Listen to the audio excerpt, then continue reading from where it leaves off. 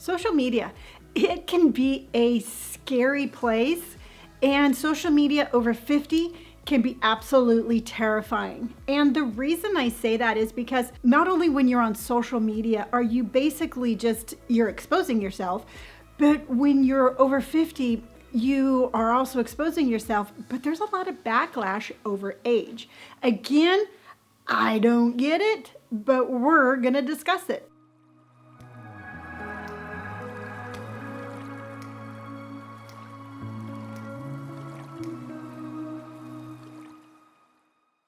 Social media can be a scary place. Trust me, I know. But when you're over 50, sometimes it can be a little daunting. It can be really intimidating because we feel like we're going into a world where we're almost like visitors, where we're not welcome. But I got to tell you, I experienced those feelings. I overcame the fear, and it changed my life. So I thought it would be kind of cool to share my journey with you. If you're over 50, if you're not over 50, I hope you stick around and watch the episode because I got some really good tips and tricks on how I started a social media platform 2.5 years ago. And I'm now doing it full time with over 1 million followers. So stick around and let's talk about social media over 50. All right, let's flashback. Woo, woo. That's my flashback special effects to where my journey started. My journey started for 2 reasons. One, I was looking for a supplement to my Social Security when I finally was going to retire.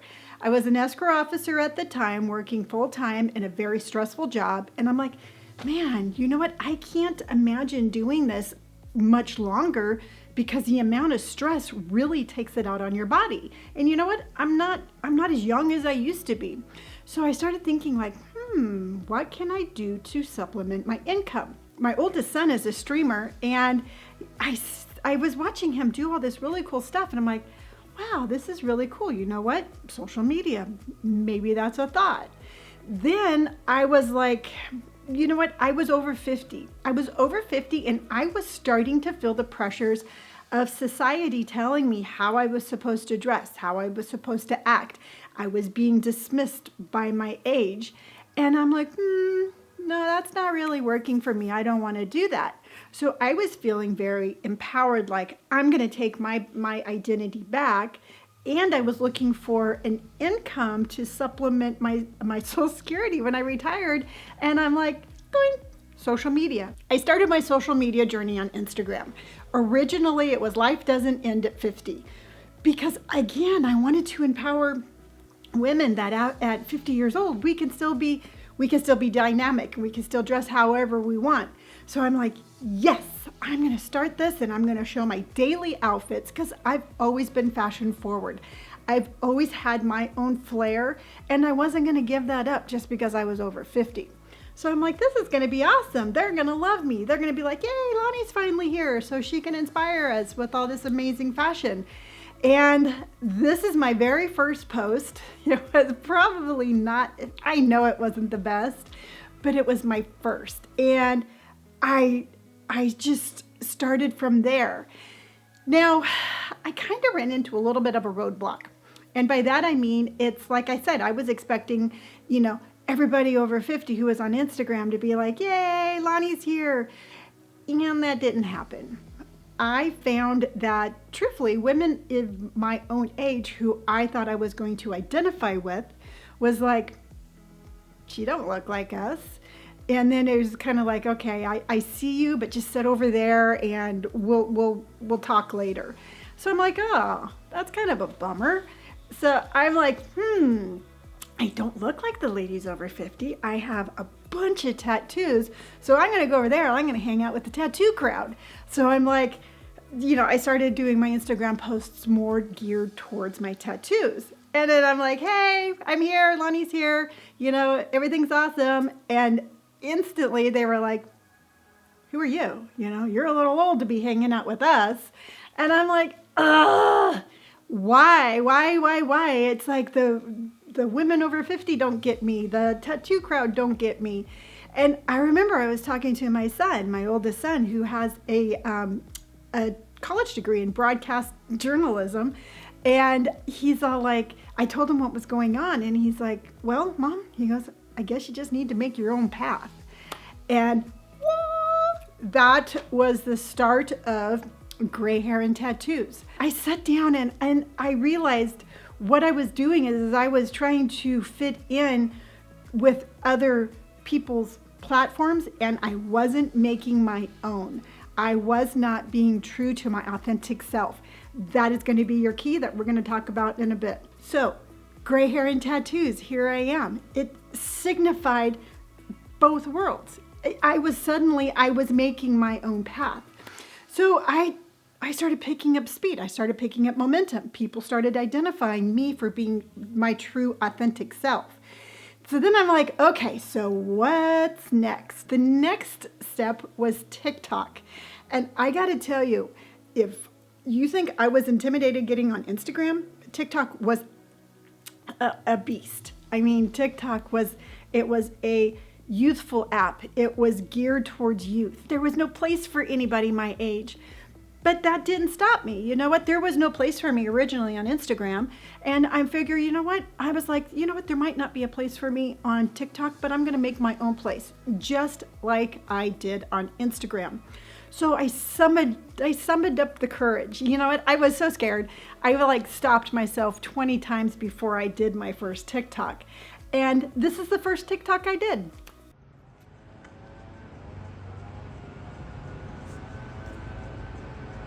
Oh, it's going. Ha! Hey, everybody. Gray hair and tattoos here. My name is Lonnie, and I am very new at this because I had... Yes, it was a blooper, but I didn't... You know what? It was a blooper to this one. Okay, this time I knew it was going. Gray hair and tattoos. My name is Lonnie. I'm so excited. I am going to show you fashion. I'm going to show you fun. I am going to show you what it's like to be 56. It's not what you think it looks like, because it looks like this. So I posted my blooper, and then I posted the one that I really wanted to make, and I checked it a couple of times. You know what? I was like, ee! And then I'd be like, ooh, you know, I have 40 people liked it. Yes.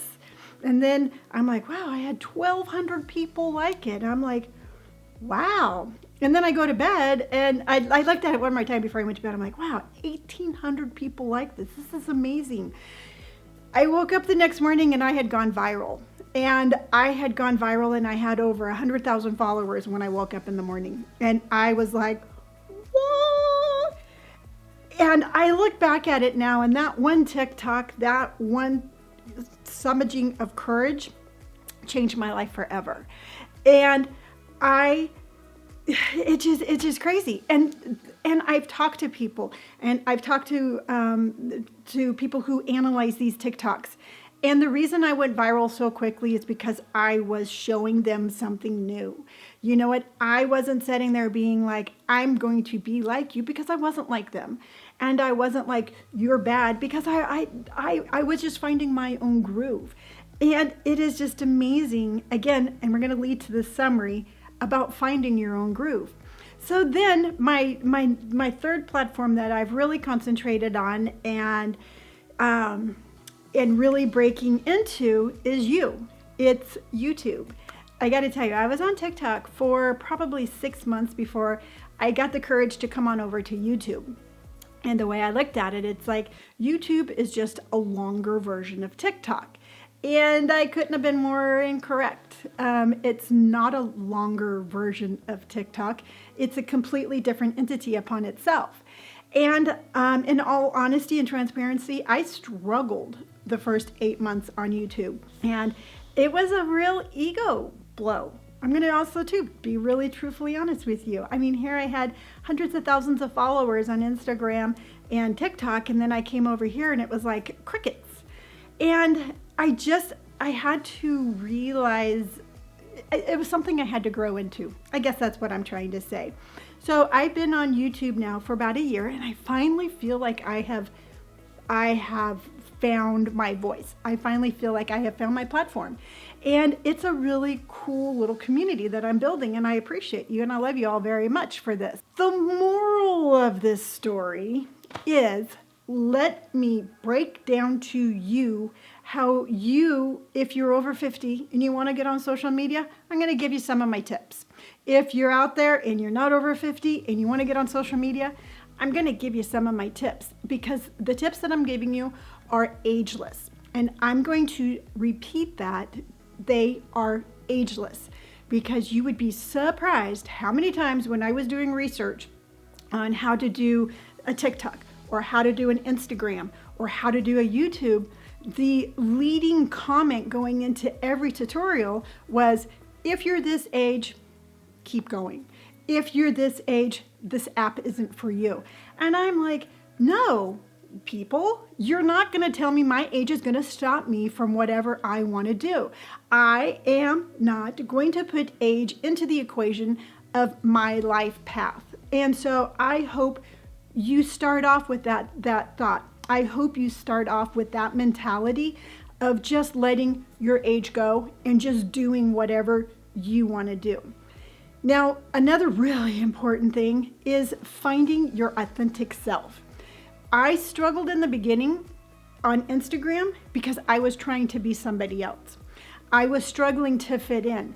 I would find somebody on Instagram that I liked and I would try to copy them instead of being true to myself. It takes way too much energy to try to copy somebody else's success than to find your own. So it might be slow going, but it's going to be authentic, and you're going to build this great platform that is really easy to build upon, because you're building upon yourself. So be authentic. You know what? Just be you. Another tip, don't be scared. Don't be scared of people's comments. Yes, people can be rude. Yes, I get comments all the time that I'm too old. Too old for what? I have no idea, because they end the sentence that you're too old. Well, as far as I'm concerned, it's just a generic attempt at trying to insult somebody. Anytime somebody insults me, anytime that they reach out to me and try to make me feel bad, the only thing that does is make me feel sorry for them. I will always feel sorry for anybody who is so miserable that they have to try to inflict pain upon somebody else, that with that mentality, their comments don't hurt me, because I'm not seeking their approval. So don't be scared. Don't be scared of comments. You know what? We have the technology and there's buttons how to do it. And if you want me to show you how to do it, I will. But you can delete these comments. You can delete these comments and you can block that person. You do not have to subject yourself to any sort of insults if you don't want. You have the power. It's your platform. It's your universe. So you're going to be true and authentic to yourself. You know what? Find your I don't know if I pronounce this right, but find your niche, you know what I'm talking about. Find the message that you want to give. You know what? If you really like cooking, start a platform about cooking. If you like gardening, start a platform about gardening. It doesn't matter. There is somebody out there who is going to like your content. There's going to be somebody out there doing the exact same thing. If you like shopping, do a content on shopping. I have gray hair and I love my gray hair. I have tattoos. I like to go shop. I resell. Again, my content is really easy to do because it is authentically me, and it's just showing you who I am. So find your niche, find your niche, and there's going to be somebody out there who's going to connect with you. You just have to be consistent, and you have to let them find you. So as I just mentioned, consistency. Now, again, my son, I love him dearly, and he's been such an amazing guide for me. But sometimes I get a little frustrated. I get frustrated that I'm not farther along than I am. Yes, I have 1 million followers, but I, in my mind, sometimes think I should have 2 million followers. So don't beat yourself up. Your platform is going to develop in the speed that it's meant to. So just get past those mental hurdles. And remember, consistency is the key. You have to be consistent. If you put yourself a goal out there where you are going to post once a day, make sure you post once a day. If you have higher goals, then make sure that you reach those higher goals. If you're like, I want to do 2 Instagram, 2 TikToks, 1 YouTube a day, then just make sure that that's something you can do and be consistent with it. Now, consistency, I cannot express enough to you how important consistency is, because I am very guilty of this and I pay the price each and every time. Let me break down the importance of each one of those 3 platforms. Instagram, you really need to make sure you utilize the Reels in Instagram. They are absolutely going away from just pictures and they are going into Reels. Reels is their competition with TikTok. I personally think TikTok is easier to use, but I am getting more confident with the Reels. So make sure you do 1 video a day. Absolutely, if you still want to do pictures on Instagrams, do that, but make sure that you also are doing the Reels also. On TikTok is all about consistency. Now, TikTok has recently switched over to where they have stories also. So not only can you do a 15-second video, but now you can do a 15-second video that's only going to last for 24 hours. And when I first started TikTok, I'm like, 15 seconds? How am I ever going to do anything in 15 seconds? To tell you the truth, it has gone down to 5 seconds. It is just, here's my message, bye. And I get to it where I'm working on a TikTok and I'll be, it will be 15 seconds and I'll be like, yawn, this is so long. TikTok is bam, in your face, do it and move on. You can do anywhere, when you're starting out on TikTok, do anywhere from 4 to 10 TikToks a day. And you will have to be consistent if you take on that amount, just be consistent. Now, YouTube, I've recently just switched from I originally started with 1 video a week, then I moved it to 2, and now I'm vlogging and I am recording daily. If you're not full-time, then just work on getting out 1 good quality video a week, every 2 weeks, whatever it is that you commit to, just make sure it's a good quality video and then go from there. Last tip, when you get your platforms to the point where you can go live, go live. Go live on Instagram, go live on TikTok. And I say this preaching to you, but I've never gone live on YouTube. And I'm not too sure if I will, but I go live daily on Instagram and I go live daily on TikTok. Again, if that terrifies you, you have a moderator. Have somebody be on the live with you, so if somebody says something rude, they can either mute them or kick them off the live. So don't be scared. I mean, what's the worst going to happen? Somebody's going to come on there and be like, you're horrible. Just be like, okay, great, thanks. Delete. So don't worry about it. Don't be scared. Do your lives. And that, my friends, is my tips for you for social media over 50, or again, side note, any age. If you have any questions or comments, I would love to hear them. If you, I will share all the knowledge I can, because the internet, it's endless. So I don't mind sharing my tips and my tricks that I have learned and developed over the past 1.5 years. So ask me a question. I'll be more than happy to answer it for you. I hope if you are out there and you want to start a social media platform, I hope you do. It has changed my life. It has increased my self-confidence. And I just think it's really cool. And it's really cool for everybody. If you enjoyed today's episode, by all means, please hit that like button. If you like, stick around, see what I'm going to talk about next, you can hit subscribe. Now, if you'd like to follow me on any of those social media platforms that I just told you about, those buttons are below. I also have a Pinterest, a Twitter, a Facebook. I have merchandise. I have a Poshmark account. You think about it, and it's gray hair and tattoos, and I got it. So as always, please remember, tell yourself something kind, start your social media platform today, and I'll see you tomorrow.